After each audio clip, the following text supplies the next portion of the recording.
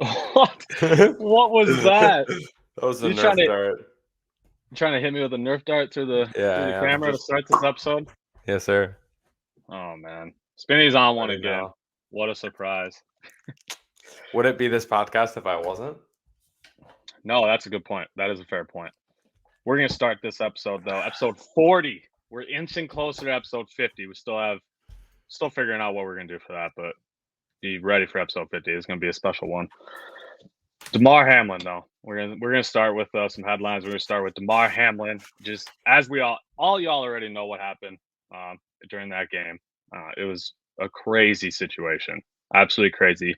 But we have some good news regarding Damar Hamlin's status. He has been making steady progress throughout the week, and we just got an update about an hour or two ago that his breathing tube was removed. So he is now breathing on his own. He was able to talk to his doctors, his family, and even FaceTime his team. So I know his family and his teammates were very ecstatic about that. So yeah, it's a lot of good news coming from the doctors, and it's important to mention that the doctor said the Bills staff saved him. So shout out to all the first responders on scene.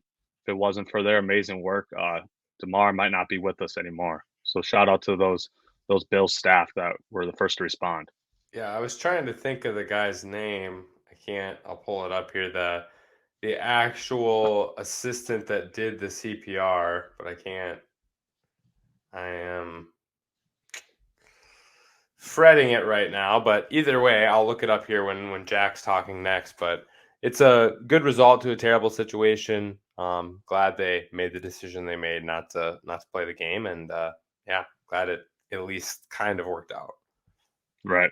Still going to be sending prayers Damar's way, and hope. I believe he's still listed as critical condition, so he's still got a ways to go. But the progress he's made in his last couple of days has been tremendous. So keep sending your prayers to Damar Hamlin and his family. On to other news. Chris Beard was fired as Texas head coach amid this domestic violence charge. I mean, this comes as no surprise. Being both of us have reamed him already and said that he shouldn't be coaching if this is true, anyways. So it's clear that if Texas making a decision to fire him while the investigation is still ongoing, they must have some good inside information or something. So it's usually I feel like they wait till after the investigation is complete to make a move like this, but they must have known that this is trending in the wrong direction. Yeah, it's bad situation as far as everyone goes, and I don't even know what to say about it. It's such a hard thing. I feel bad for everyone in his family that is involved, and I hope he can figure his shit out. Max, Max, did you get the name of that person or no? Yeah, Denny Kellington is the assistant athletic trainer that did most of the CPR administration. So Denny Kellington, shout out to you for doing your job, but for doing your job well in a situation that no trainer has ever seen. So it's like the most unexpected, random, like you're not ready for the last thing you're ever ready for, and he made it happen. So nice job. On to our bowl games now. I don't even really want to talk about it because Spinny and I suck at picking games, apparently.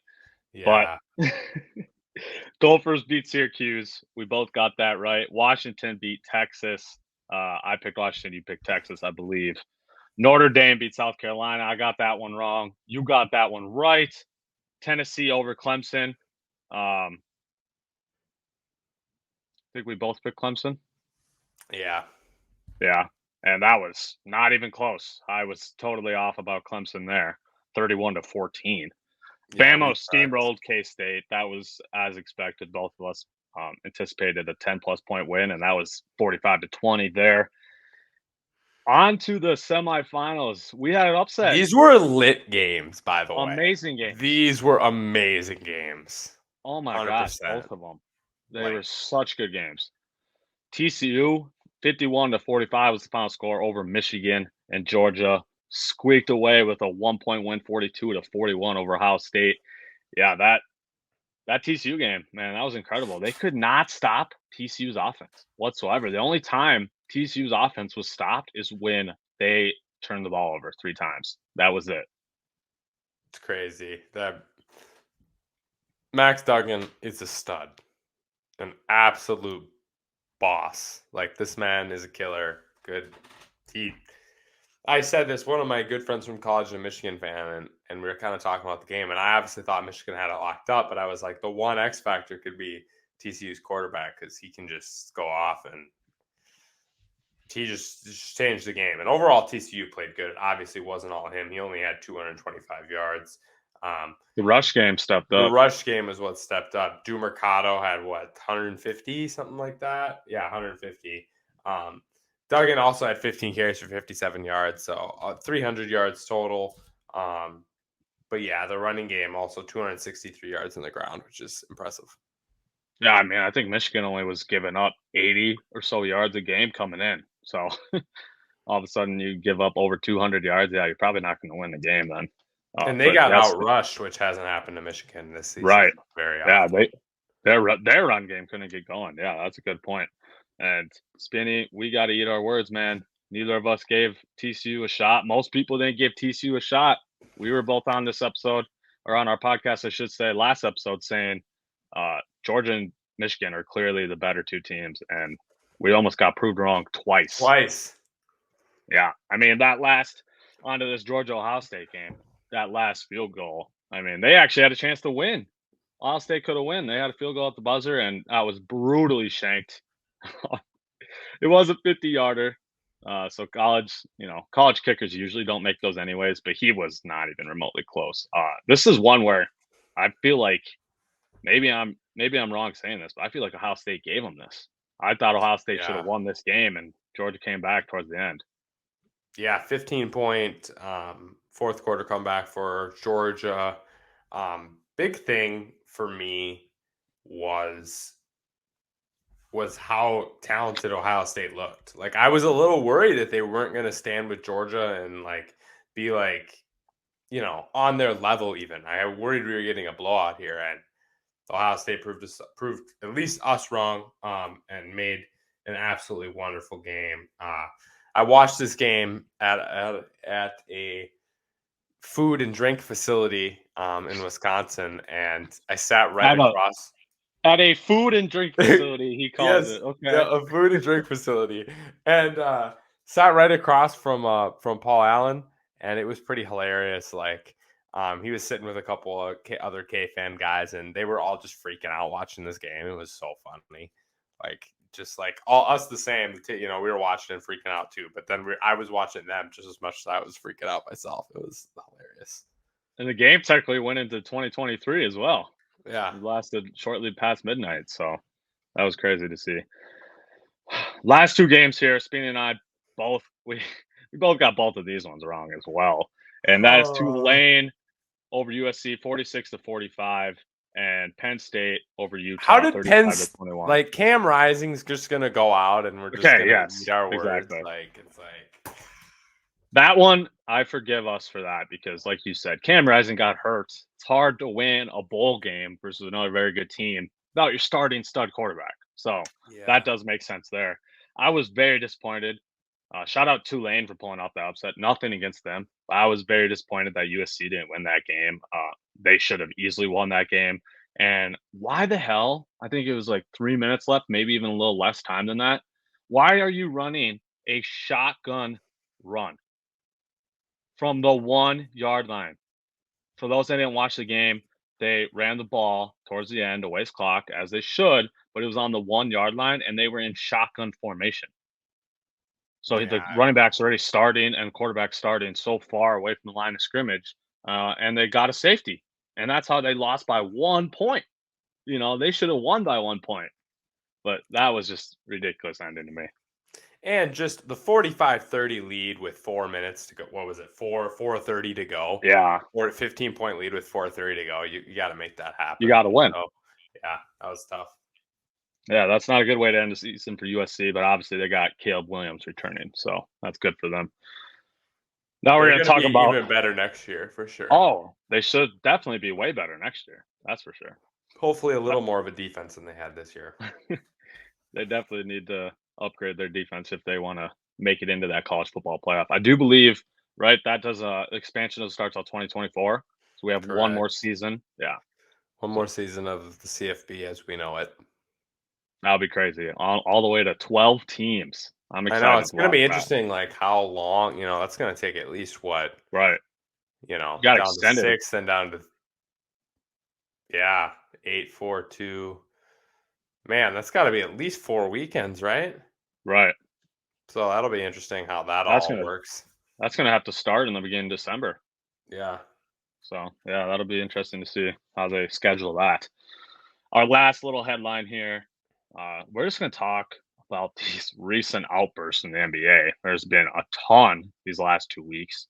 You got Luca in a 5 game stretch dropping 50, 51, and a 60, 20, 10 triple double, first ever stat line like that. That was in a 5 game span for him. Ridiculous. Donovan Mitchell, 71 points, 11 assists, 8 rebounds, only 2 boards away from a 70-point triple double.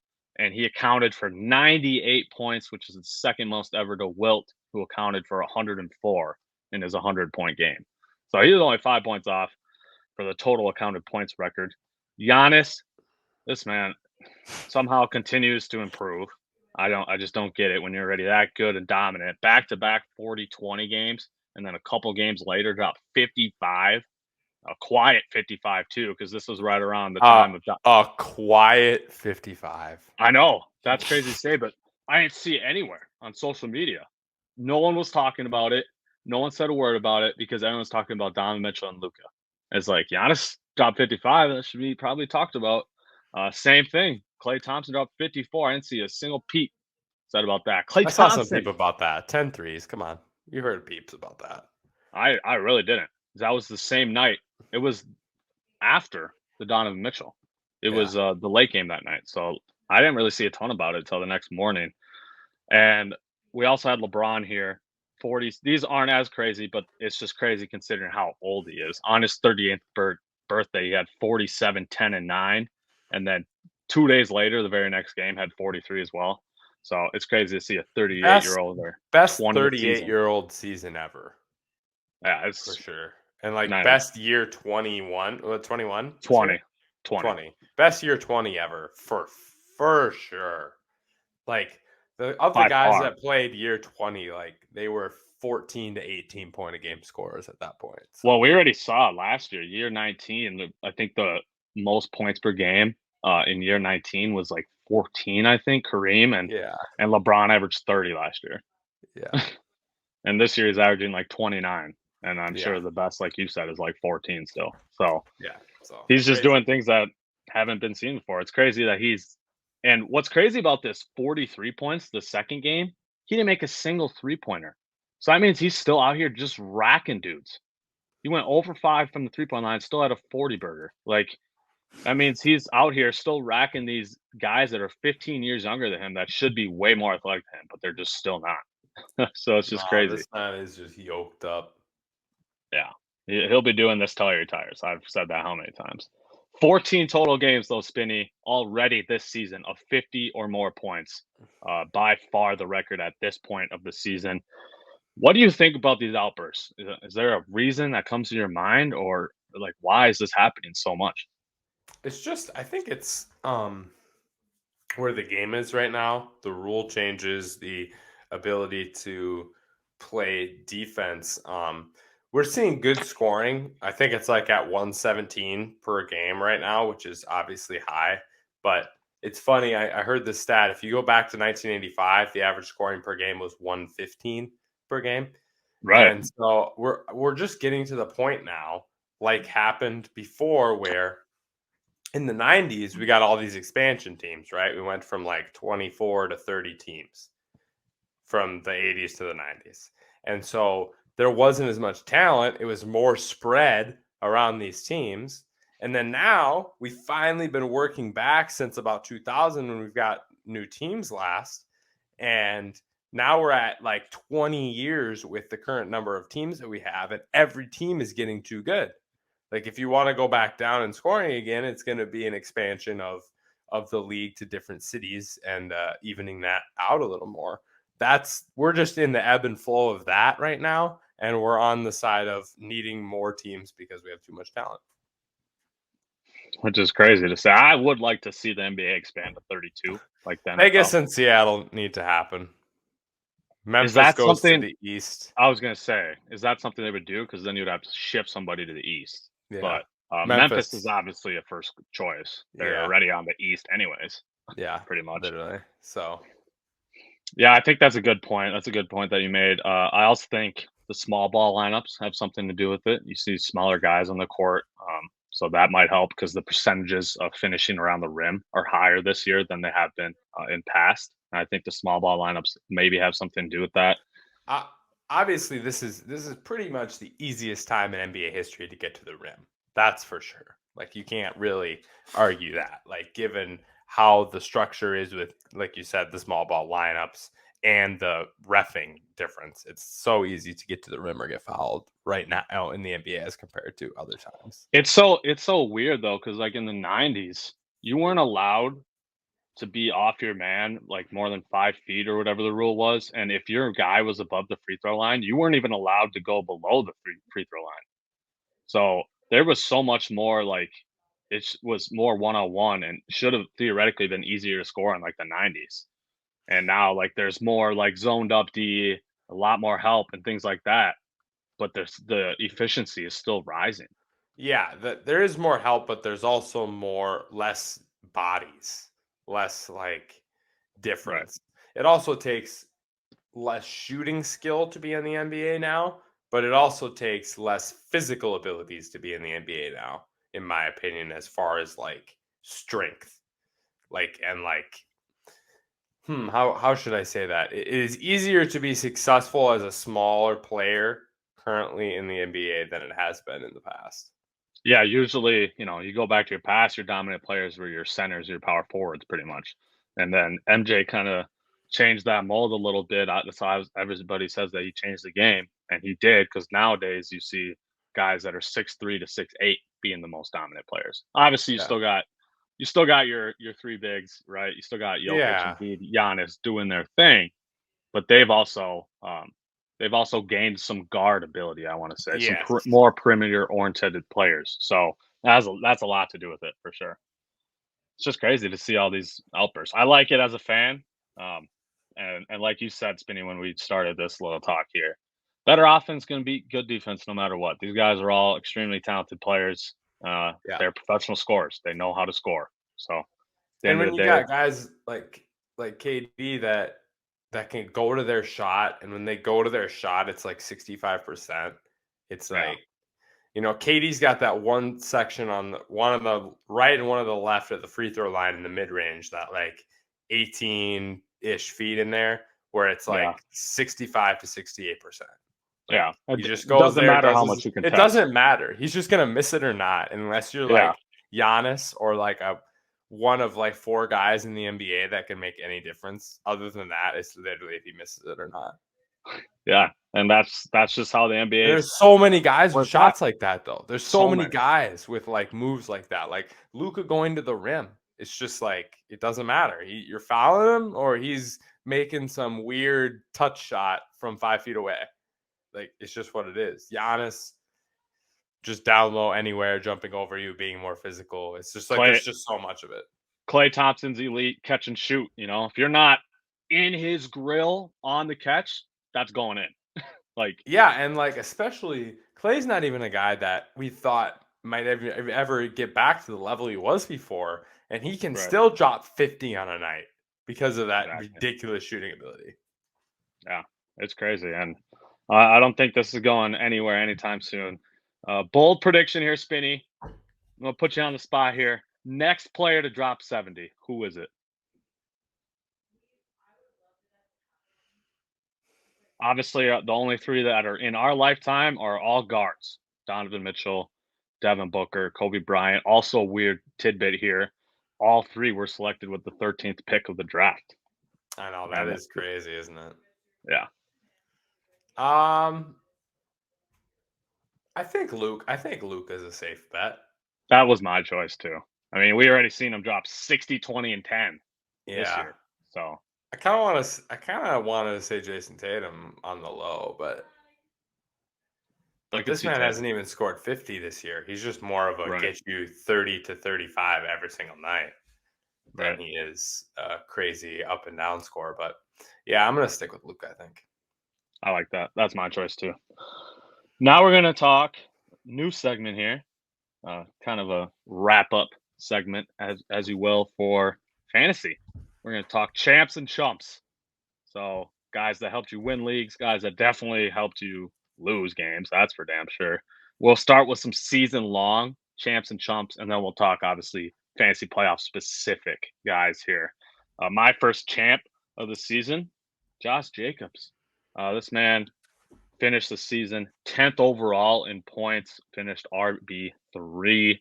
He averaged 20 points per game in PPR and 16.8 points per game in standard. Amazing scoring for him. This is a guy that was projected around the 5th round coming into the season, and he finished with first round value. So huge, huge championship performance by Josh Jacobs this year.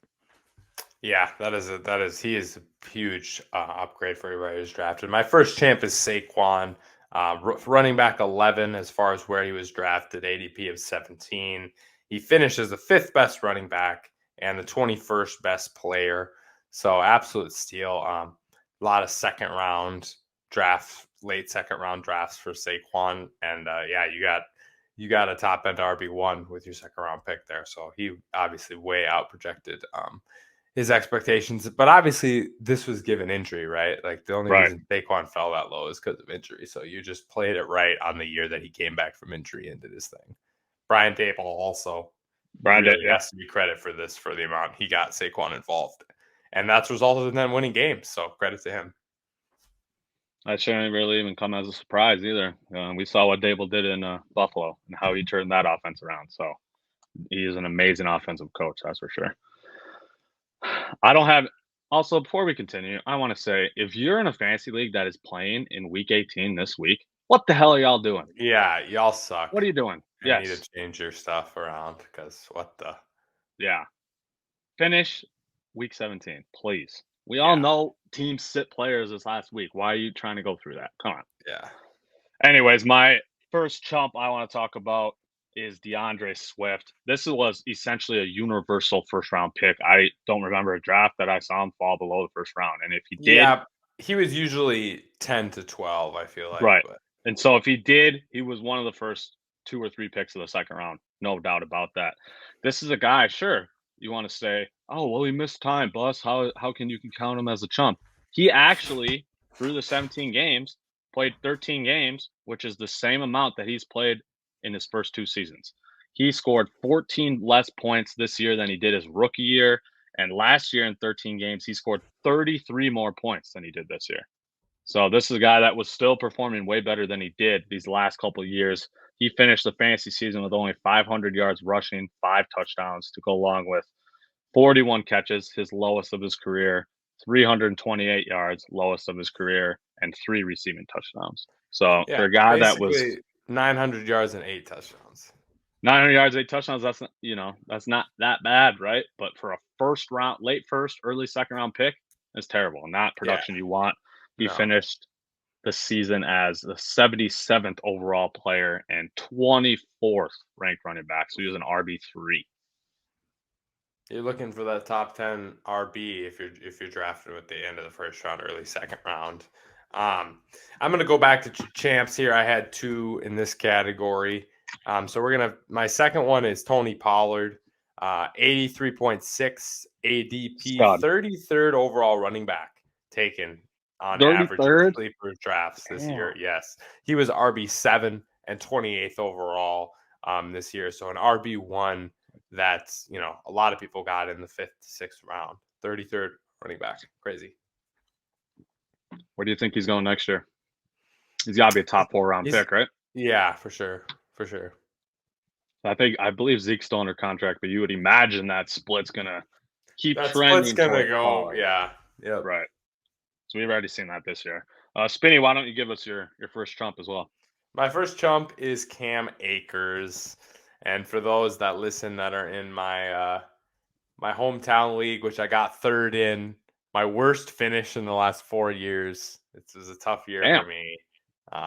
3 first place, second and third. That was my last 5 years in the league. So we're loving our lives. But a big mistake that I made was Cam Akers in our auction. We first 5 rounds auction, took Cam Akers there.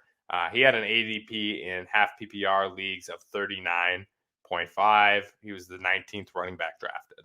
He finished 149th overall and RB 36. 36. You're looking for an RB2 and you get an RB4. So, or Right. I was going RB3. to say, he was Low end drafted. RB3, but Right. He was definitely drafted as teams RB2s for sure. yes, RB2 forever for Cam Akers, and he was not even at all in that category. So, and I'm gonna steal right away too and go to my other chump, and Jack will take. Sorry, did I just use a government name? Holy cow, Fetty will You just call me just Jack? yeah, I did. I know. I don't know what we're doing, but Bus will take over the playoff section more as he has more in there. The reason I'm going to jump here is because the person I traded Cam Akers for mid-season is Najee Harris. And while that definitely paid off for me, he is my last chump. He was drafted as the 6th overall running back, ADP of 7th overall.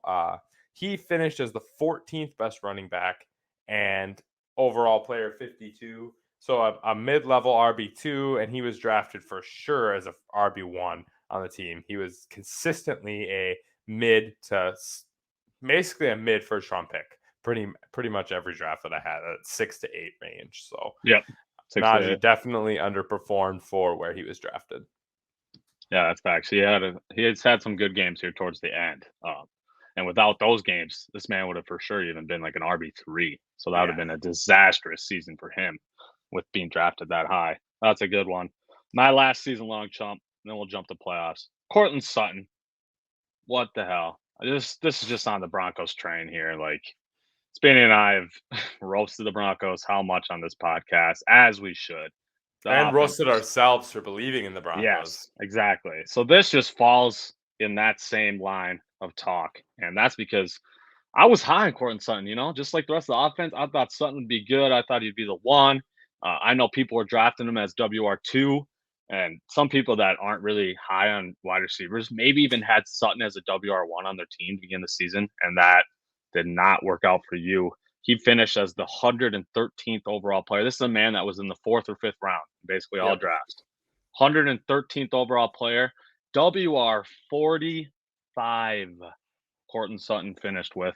Terrible season for him. He played 14 games, only had 796 yards, and only 1 touchdown this year. 1 stinking touchdown. Are you kidding me? Right. So yeah, this is. I just had to get pissed about him for a second because in one of my bigger money leagues, he was drafted as my WR2. Luckily, I was able to finesse him off my team at some point, but still, terrible season for Cortland Sutton. Yeah, let Russ cook is going to become one of the most made fun of sayings I think ever. Between that and Broncos country, let's ride. Yeah, I think between those two, it's going to be the most amount made fun of, unless they can get someone in there who can convince Russ to go back to the old style of play he had. Yeah, no, I completely agree. Now onto the playoffs, fantasy playoffs specific. Again, y'all are playing in week 18. Screw you. Don't even listen to this because your league sucks. Yeah, change your stuff. Get the Fetty bus commissioner help hotline, and he'll fix it up for you. Give me a call. I'm the GOAT commissioner, as Spinny knows. Mid. My first champ, weeks 15, 16, 17. That is Jerick McKinnon. He scored 34 in the opening round, scored 12.8 in the semifinal. That might not have been good enough for some teams to advance, but I noticed in a lot of my leagues that I'm in, McKinnon was rostered on one of the 2 championship teams. So I did notice that a lot.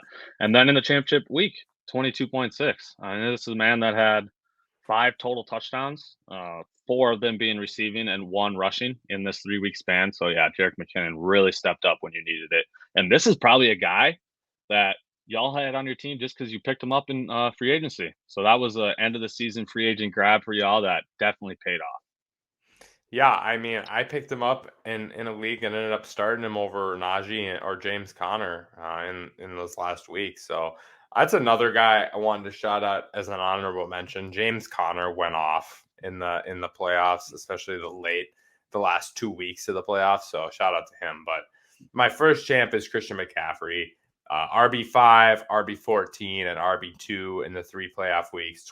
Half PPR of 22.8, 12.8, and 28.3. So huge, nice performances from Christian McCaffrey.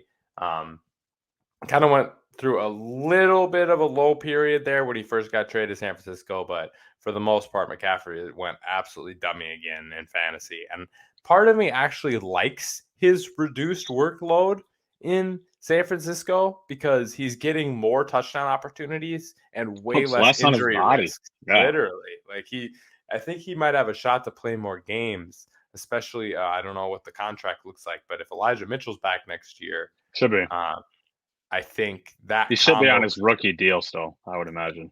that combo could be deadly, especially if you're giving McCaffrey like 15 touches to 20 touches a game instead of like 30 touches. Just that difference on his body and his explosiveness is huge. Yeah, CMC came up big. You probably drafted him as top 3 player, and that ended up paying off.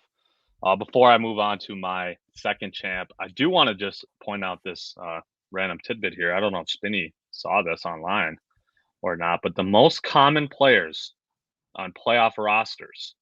These will be for ESPN leagues because ESPN's the only one that's dropped an article like this so far. Come on, sleeper! I want to see it from you too, guys. Kelsey, 71.7%, which means almost 72% of teams that had Kelsey rostered on ESPN made the playoffs. Incredible. That is I think I saw 3rd or 4th highest of all time. So wow. Crazy. Yes, crazy. Josh Jacobs was 2nd, 67.4. Jalen Hurts was 3rd, 65.4. Tyreek was 4th, 63.7%. And then Eckler rounds off our top 5 at 62.5%. Now, y'all probably aren't surprised by those names, right? Those are all big names, all high draft picks. That's actually not how it's been. Last year, it was 6 of the top 10 guys were undrafted. They were free agents last year of the most rostered players on fantasy playoff rosters. So that's just crazy to think that last year it was all on guys that you had to pick up during the season. And this year it's all guys that you should have drafted early. So I think maybe the trend's going back to normal where our best players are carrying us. I think it flip flops every year. It's just that's why you get fantasy wins and losses is just based on like where you are in the draft, how you had to draft, and it'd be interesting to see like most common draft position of winners from the end of the year to the that would be that'd be an interesting stat too for me. Now there will be more articles coming out in the next week or two about most roster players on championship teams or teams that at least made the championship. There's a ton of articles for last year. I didn't find any for this year, so keep an eye out for that if you're interested in learning more about that. My second champ though is DJ Moore. This is probably a guy that you maybe didn't even start in week 1. If you did, shout out to you. But you had to at least consider him because you knew how well he had played with Sam Darnold in previous years. So you knew, you saw Sam Darnold's named the starter. You probably had a little more confidence in him. But this is a man in full PPR who scored 18.3, 20.1, and 23.7. So he actually only got better as the season went on.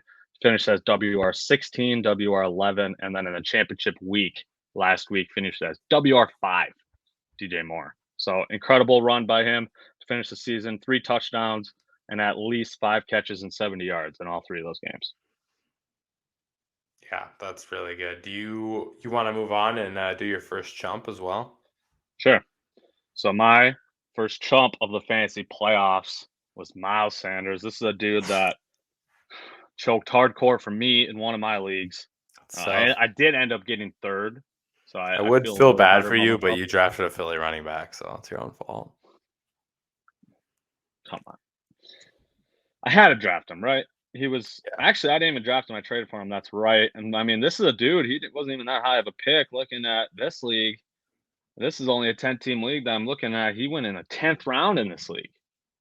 So he probably actually season long is probably a champ, but he disappeared in the playoffs, only scored 1.9, and then finished the semifinal and championship weeks with 6.1 in both those games. So yeah, you started him like me, probably lost. Yep. My first chump, actually, if you have quarterfinals in your league, really helps you out. He was RB2 in the quarterfinal round at 24 points. But his next 2 weeks, RB27, scoring 9.2, and RB44, scoring 5.4 Oh in the God, championship who is it? week. This is Dalvin Cook, Vikings Oh running back. Horrible no!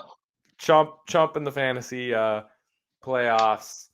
Against Green Bay, obviously, given how that game went, running the ball just wasn't going to be a thing that happened. And against the Giants, just again, not that good of a performance overall. 14 for 64, but no touchdowns, no red zone touches, really. So, 2 crappy games to end your season from Dalvin Cook.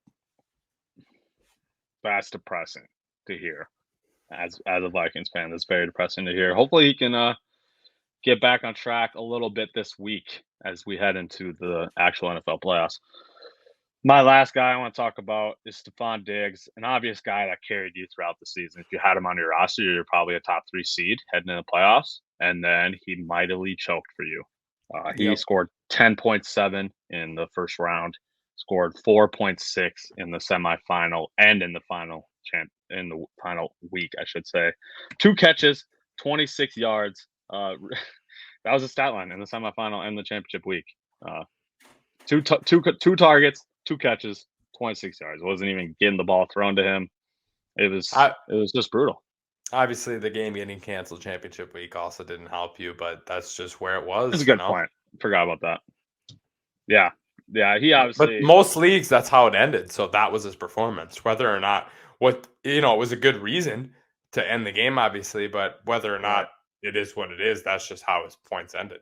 That's what happened. So yeah, and I did notice in a lot of, at least my leagues, it really wouldn't have made a difference. A lot of teams that had Diggs were either not even in the championship or not in a third place game, or if they were in it, they had already lost. They needed like a 40 pointer from Diggs or something to win. So most leagues it didn't even matter, but Diggs, yeah, he definitely choked down the stretch. All right, I think that's where we are at for our fantasy football segment, and so we'll move on to our last segment here and talk about the real football. Talk about our Week 18 seeding implications and kind of where we're at heading into the NFL playoffs. Yep, Spinny's exactly right there. We'll begin with the AFC. All the AFC games that matter are actually the first games of the week. Spinny told me before we started recording that that's kind of how they usually do it, which I never really noticed that. So it's first year that I've noticed it. They might not separate it by conference necessarily, but they try to make the games that all affect each other happen at the same time. So right. That's what I mean. Yeah. You don't get that I know I can rest my starters now because the team already lost that guaranteed me my higher seed. So yeah, that's a good point. That's a very good reason to do that. But yeah, the AFC games are all either at noon or the 2 games on Saturday. So we'll start with just the seeding scenarios here for y'all before we give our game predictions. Chiefs win, they're the 1 seed. Obviously, you don't want to have a 1 seed get the 1 seed based on a terrible situation like Damar Hamlin. But that's just the reality of it. Now with that game being canceled, the Chiefs only need to win this week to get the 1 seed. And the Bengals now don't have a chance at the 1 seed. The Bills still do. They need the win, and the Chiefs lost. AFC North, the Ravens now can't win the AFC North because of that game being canceled. But if they beat the Bengals and somehow are matched up against each other in playoffs, there will be a coin toss for home field. So that'll be interesting to see if they get matched up against each other in the playoffs. Titans Jags winner, that's a Saturday night game. That winner is the AFC champion, obviously. The 7th seed. AFC South champion, yes, not AFC champion. The 7th seed is the other thing that's up for grabs still in the AFC. And Patriots, they have the easiest route. They need to beat the Bills, and they're in. If they lose, they can still get in. But they need the Dolphins and Steelers to lose and the Jags to win. That's the only way the Patriots will get in if they lose to the Bills. Dolphins need the W and the Patriots loss to get in, and Steelers need a W and a Dolphins and Patriots loss to get in. With all that being said, Spinny, let's start with the first game. That's Saturday, 3:30. Chiefs visit the Raiders. I got the Chiefs winning this one. I don't think the Raiders will be able to beat the high explosive offense. The Chiefs obviously playing for something with this 1 seed here. So all the starters will play the whole game. And I got the Chiefs winning and getting the 1 seed. Yeah, I don't think the Chiefs are going to play around because now that you don't get home field with the 1 seed, that's not as huge of a deal. But still, the bye and just that the odds of going to the Super Bowl as a divisional round go up quite a bit. So they're definitely going to go for that. So I'm going to take the Chiefs. Next game we have against Jarrett Stidham. Yes, especially versus Jarrett Stidham. Titans Jags. Saturday, 7:15 p.m. I'm rocking with the Jags. I said a couple 100%. If you're not rocking with the Jags, you're a ballsy person because they're on a roll. Lawrence has been an absolute beast. No Tannehill. Josh Dobbs, quarterback in Jacksonville. For Tennessee. Yeah. There's just a lot of factors that are pointing to Jacksonville losing this. Mike Vrabel, man. Never count that man out. I don't know. Great coach. You just never count him out. But that's true. And maybe they can control the clock with Derrick Henry and keep Derrick the ball Henry's obviously the X factor. Like this man can pop off for 200 and then you're looking at a game, Yeah, for sure. But yeah, I'm sticking with the Jags in that one. Next we got let's just actually skip this Patriots game. I want to do all the 7 seeds together. Let's talk Ravens Bengals first. Ravens visit the Bengals. Are we going to see this potential situation where Ravens win here and potentially have to flip a coin if they face each other in the playoffs as well? What do you think, Spinny? No, Ravens are losing. Tyler Huntley is not beating Joe Burrow. Lamar just got ruled out here a couple hours ago. So did he? Yeah. So we're taking the Bengals. Yep, I was going to take the Bengals at home either way. They're obviously very motivated. They want this game. I was going to take them even if Lamar played, but now that I know that he's out, I'm definitely taking the Bengals. Okay, now the 7 seed, Spinny. Here we go. We got the Patriots visiting the Bills. We got the Jets visiting the Dolphins, and the Browns visiting the Steelers. I'm just going to go out and say it. I think the Steelers are getting in. This is crazy to even say. I'm dead ass. I think the Bills will beat the Patriots, and I just don't see what's-his-face, Skylar Thompson, beating the Jets. I just don't. I don't have any faith in Skylar Thompson at all. So I think the Steelers will get this miraculous win and 2 losses needed to get in. I think that situation's going to actually pan out. MV Skylar. Skylar Thompson gets the win. Dolphins are in. Patriots lose at Buffalo. Steelers win so that Tomlin gets his 9-8, doesn't lose his 500 streak, but the Dolphins are in. Mike McDaniels, Hill, and Waddle, they just make use of the weapons better this week and kick the Jets' butt. Man, I hope you're Thompson. Right. I hope MV Thompson. I really hope you're right because I had the Steelers winning like 4 or 5 games this year.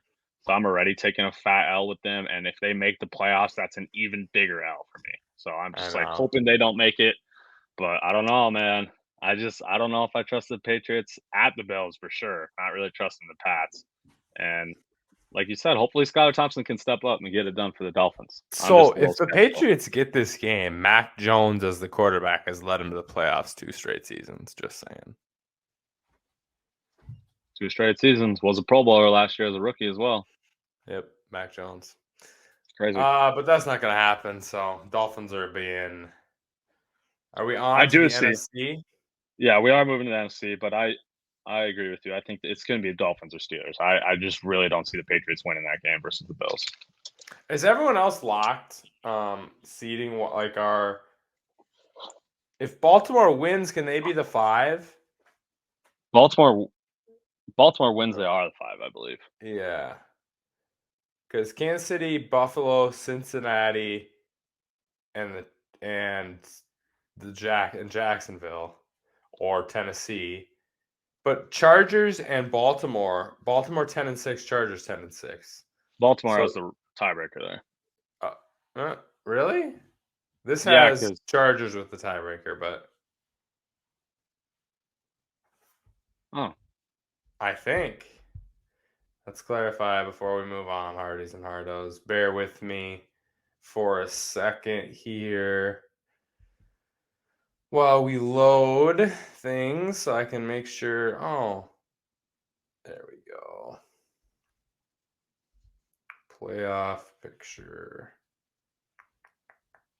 Sorry, Hardies and Hardos. We are, yeah, there Chargers it goes. Oh, are the 5. They have the okay. tiebreaker over the Ravens. So Yeah, so that's I mean, why, because if the Ravens win and the Chargers lose, they will be the 5, and then they'd go to Jacksonville. But as long as the Chargers win, they're the 5. They go to Jacksonville, and then the Ravens would play the 3 seed. If they win, that's probably going to be the Bengals. If they lose, it could be Buffalo.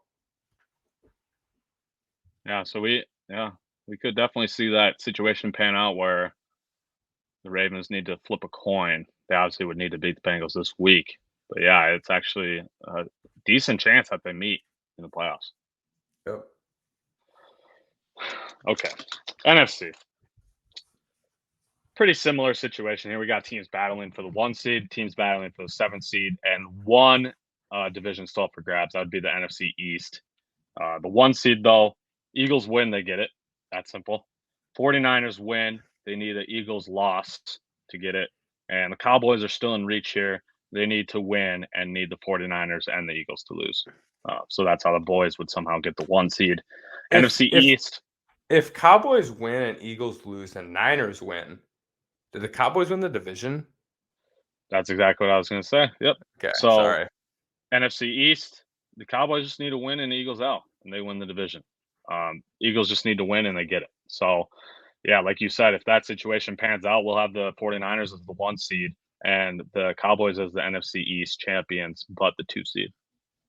That would just be crazy. That would be crazy. We, as of probably about an hour ago, Jalen Hurts was trending in the right direction. So he hasn't been ruled out. He hasn't been confirmed to play yet. So that's definitely something to watch. Eagles want him for sure. Yes, if they lose this game, they play the Giants, so they could definitely lose this game. If they lose and somehow fall all the way to the 5 seed, that's just going to be extremely mind blowing to me for a team that And started what 13-1. whoever's the 5 seed, like if it ends up being Dallas, I'm picking Tampa. Exactly, you have Like to go to Tampa. the way Tampa's looked, and you got to go beat Brady at home in the playoffs. Like I don't Yeah, know, man. that's sketchy. This is sketchy. That's very sketchy. The 7 seed though, Pack easiest route. They win. They're in. Lions, they need the W and the Seahawks L to be in. Seahawks, they need to win and have the Packers lose. So Seahawks second easiest route there. If you didn't fully understand that, let's start with these. Can you say that one more time? I'm sorry. No, So you're good. so Detroit's Packers. the Packers got the win and they're in. Yep. If the Lions win, they need the Seahawks to lose to be in. If the Seahawks win, they need the Lions to win, essentially. Seahawks need a W and a Packers L because Seahawks have a tiebreaker over the Lions, but not over the Packers. Have Seahawks Packers played? No. But the tiebreaker then will come down to division record first, which means that Seattle and Green Bay would be tied. So if they both win, they'd still be tied. But Green Bay has a better conference record, 6-5, to Seattle's 5-6. So yep, that would be why. Yep. So first game on this slate. Well, let's talk briefly Vikes Bears. Yeah, we're pretty much locked in here at the 3 seed. We play in Chicago. I wouldn't say noon. locked in, but almost. How would we get past? Yeah. How are we going to get past though? No, I'm saying we could be higher. We could be the. Oh yeah, we could get the 2 seed. Yeah. Yep. Okay, that's what you mean. Yeah, so we're locked in at the 2 or 3 seed. That's probably a more accurate statement there. I don't really know what to expect here. I really do hope that we play our starters at least half the game, 3/4. I want to see our guys out there. And I don't want to go into the playoffs without loss to Green Bay as being the last our starters really played. Like I'm not I'm not a momentum guy as a rule, but that does matter. Like you don't want to be playing like crap when you're going to the playoffs. Absolutely. Absolutely. So, I mean, in most sports, it's the team that enters the playoffs hot that makes the run. That's usually how that goes. There's at least one team, maybe still technically an underdog seating wise, but they make a run because of how well they played going into the playoffs. That happens a lot for sure. Are we gonna win? We got to win, right? I mean, Yeah, Justin Fields not even playing. if we lose to Nate Peterman, then I have no confidence in us beating anybody.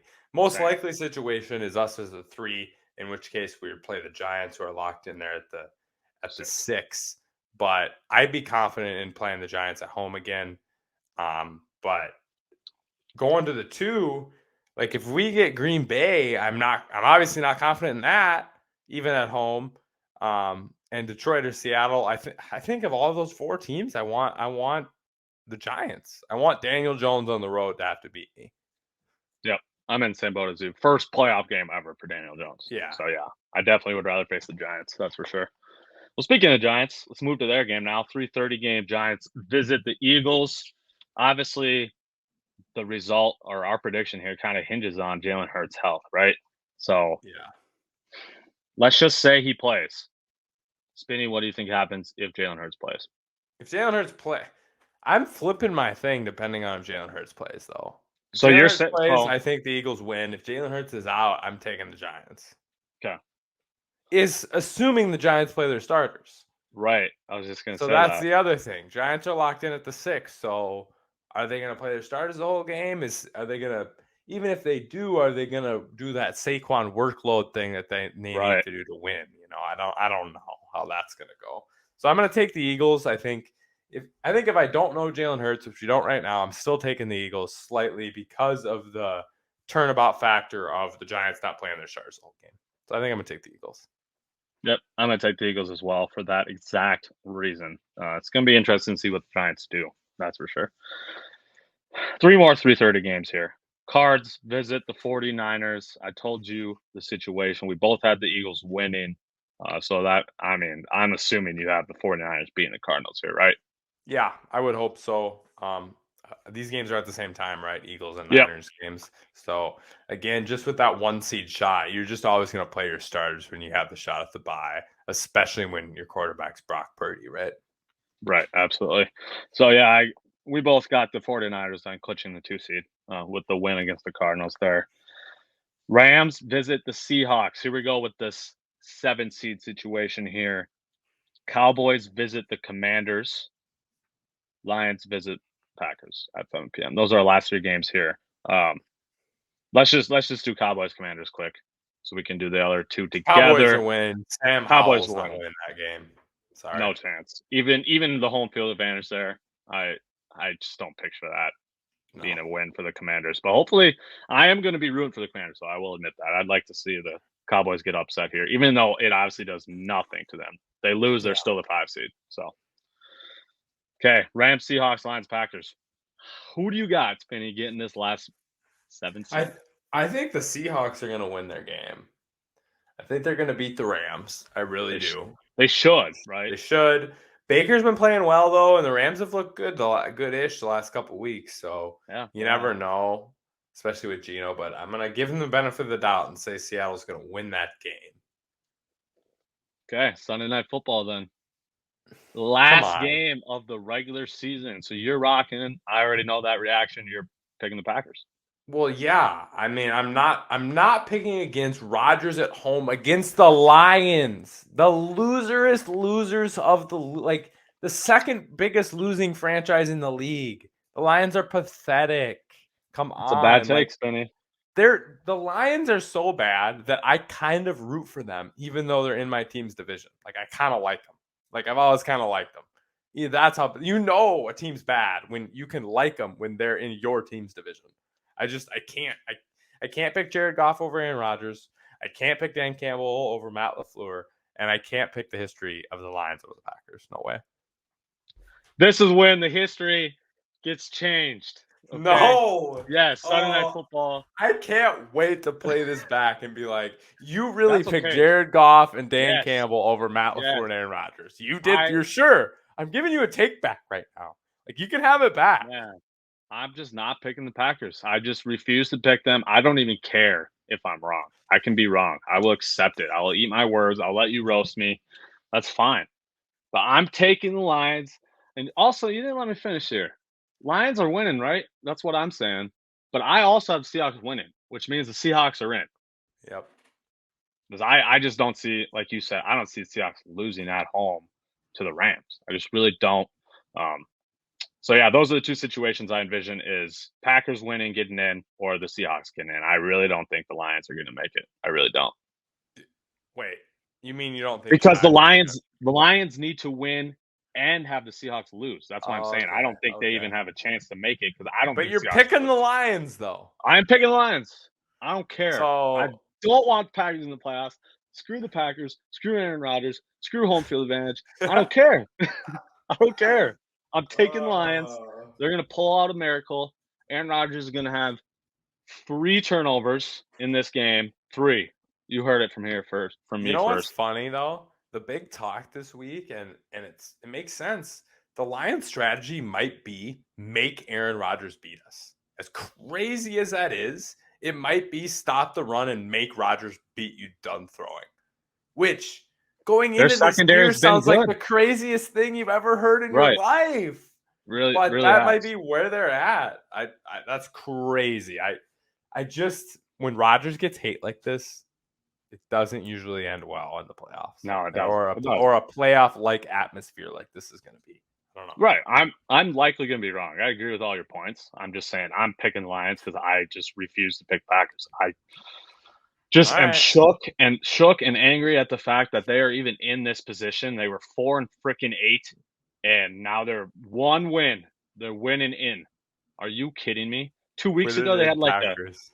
2 weeks ago they had like a 1% chance making the playoffs, and now they're literally a win and in situation. Yep. I'm so mad. And we I'm could have, so and the mad. Vikes could have prevented that. We could have By not prevented it. getting blown out. Yeah, it could have. We don't even Blown need to be out. talking. We would this Lions Packers game would not have been flexed It wouldn't to Sunday matter. Night Football. Yeah, it wouldn't Literally matter. wouldn't matter. It wouldn't have been flexed to Sunday Night Football. Well, yeah, we got our asses kicked by the Packers, and now here we are in this situation where we might have to see our biggest rival make it into the playoffs. On the plus side of things, though, Spinny, I will admit, we for your Hardies and Hardos, we'll give you a playoff prediction here. So we're going to dive a little more into the playoffs, obviously, next week. But we're going to see if Packers win. They're going to play the 49ers in San Francisco. So that's good news for us, at least. That would be awesome. Also, next week we will talk about our preseason standing predictions compared to how they ended up. Judge ourselves a little bit on that. We were off on some things. I don't know if we were crazy far. A couple bad takes, but some good ones too. So My we'll see it Vikings all one next is week. my Vikings one is damn near perfect. I had 12-5, I believe. 12-5, yeah, and Yeah. we should go 13-4, but Yeah. But still, haters don't know us. Even though we might get beat in the playoffs, it doesn't matter. Doesn't matter. Regular season prediction, all we did. right, not wrong. All right, though, Spin, you have any closing comments? Otherwise, we'll get our Hardies and Hardos on their way. No closing comments other than look for something real special next week. So we've had this in the works for a while, and we're excited to show it off for you. So tune in next week if you are still with us. I agree with that point. All right, Hardies, Hardos, we'll catch y'all next week. Peace.